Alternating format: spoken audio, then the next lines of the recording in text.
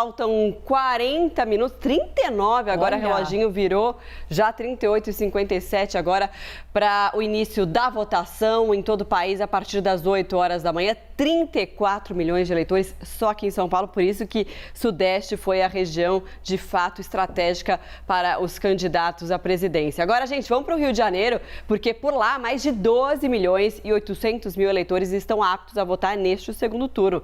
É o estado que é o terceiro maior colégio eleitoral do país. Vamos falar com o Kleber Rodrigues, que acompanha a movimentação, toda a preparação e traz as últimas informações para a gente. Kleber, seja bem-vindo à nossa cobertura especial do segundo turno das eleições. Muito bom dia para você.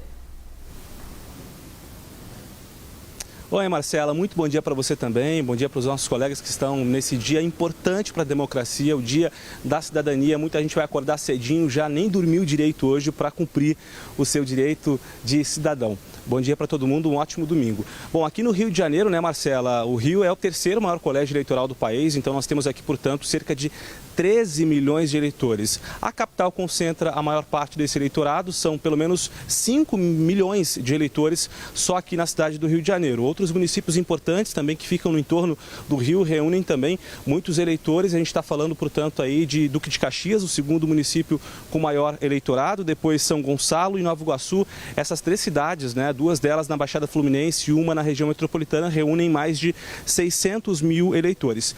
Por aqui, assim como acontece em grande parte do país, né, em todo o Brasil, na verdade, a mulherada, as mulheres são a maioria do eleitorado. 54% do total do eleitorado fluminense é formado por mulheres. Os eleitores que tiverem a biometria cadastrada poderão fazer a votação por esse meio.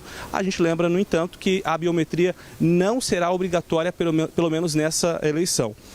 Mais de 28 milhões de eleitores fluminenses pediram para votar em trânsito, ou seja, são pessoas que vão votar fora do domicílio eleitoral. Quem mora aqui no Rio, por exemplo, quer votar lá em São João da Barra, no interior do estado, já fez esse pedido com antecedência e aí vai poder votar de forma aí, fora do domicílio eleitoral, né? O chamado voto em trânsito. A gente lembra que esse pedido ele foi feito até agosto, então quem não fez o pedido antecipado vai ter que justificar o voto se não estiver no domicílio eleitoral.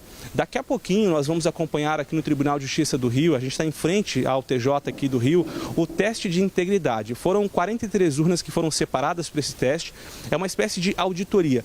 33 urnas vão passar por uma votação. Essa votação ela vai simular que o que acontece na urna pode ser comprovado no boletim de urna que é emitido ao fim da votação, é o chamado teste de integridade. Outro teste que também acontece nessa eleição é o teste de autenticidade, que aí acontece ali uma simulação do software, né, do sistema de informação em si da urna, para comprovar que esse sistema ele já foi testado e aprovado pelo país, que a urna é segura. Então são 33 urnas que serão testadas na integridade e 10 urnas no teste de autenticidade. Essas urnas já foram separadas, né, ontem, através de um sorteio que foi feito no Tribunal Regional Eleitoral. Como é que fica a segurança aqui no estado do Rio de Janeiro? São 70 mil agentes. A gente lembra que a capital do Rio, né, a capital do Rio de Janeiro, é uma das que terão o apoio das Forças Armadas. Então, são mais de 70 mil agentes, entre agentes da Polícia Civil, Militar, policiais rodoviários federais, policiais federais, guardas civis municipais e também agentes das Forças Armadas. Por aqui se espera uma eleição um pouco mais tranquila em relação a filas. Daqui a pouquinho você vai acompanhar na programação da CNN, as nossas equipes vão se movimentar pelos colégios eleitorais. Se espera uma eleição mais rápida, né? Porque no primeiro turno foram registradas filas que chegaram a 2 horas de espera. O Rio de Janeiro teve uma eleição terminando no primeiro turno perto das 11 horas da noite. E aí qual é a estratégia para reduzir esse tipo de transtorno nesse segundo turno? O TRE já está recomendando que, à medida em que o eleitor vá para a cabine de votação, o outro já seja chamado para a mesa de votação para que os mesários possam fazer a conferência dos dados, né? Isso é para dar uma celeridade ao processo de votação. E uma outra situação também é reunir essas filas por sessões eleitorais, porque as filas estavam sendo feitas de forma única, né? Então tinha muita gente que estava numa sessão eleitoral que tinha menos eleitores e aí acabavam ficando numa fila só e demoravam muito a chegar para esse processo de votação.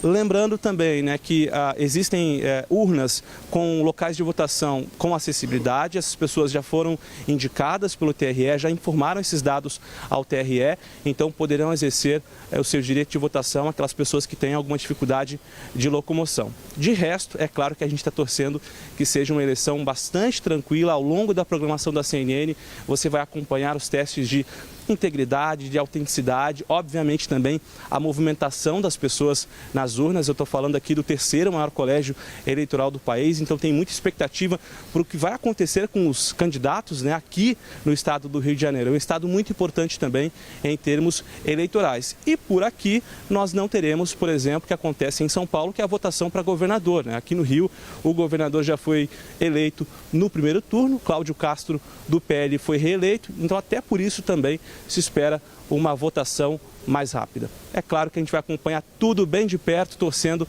para que esse processo seja o mais rápido e tranquilo possível. Eu volto com vocês.